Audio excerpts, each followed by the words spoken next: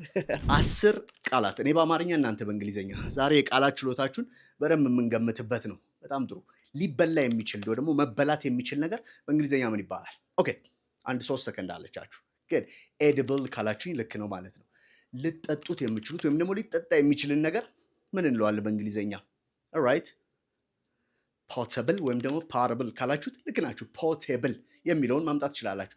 ልታዩት የሚችሉት ወይም ደግሞ ሊታይ የሚችልን ነገር አትንክችን በደንብ ታውቋታላችሁ። ቪዚብል ካላችሁኝ ልክ ነው ማለት ነው። እሺ የሚሰማ ልትሰሙት የምችሉት ነገር ምንድነው የሚባለው በእንግሊዘኛ?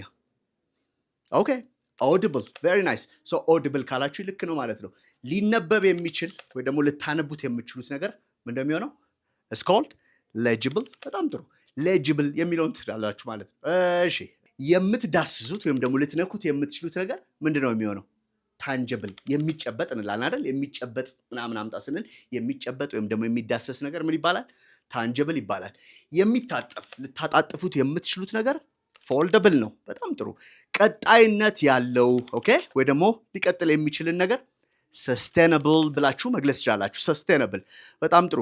በቀላሉ ልትሸከሙት የምትችሉት በቀላሉ ተሸክማችሁት ልትንቀሳቀሱት የምትችሉትን ነገር ፖርተብል በሉት። ፖርተብል ኦኬ፣ ኢትስ ፖርተብል ትላላችሁ። አንድን ነገር ተሸክማችሁ ስትሄዱ ኢትስ ኮልድ ፖርተብል። ግን ሊፈጸም የሚችል ኦኬ፣ ሊደረግ የሚችል ሲሆን ደግሞ ምን ይሆናል? ፊዚብል ይባላል።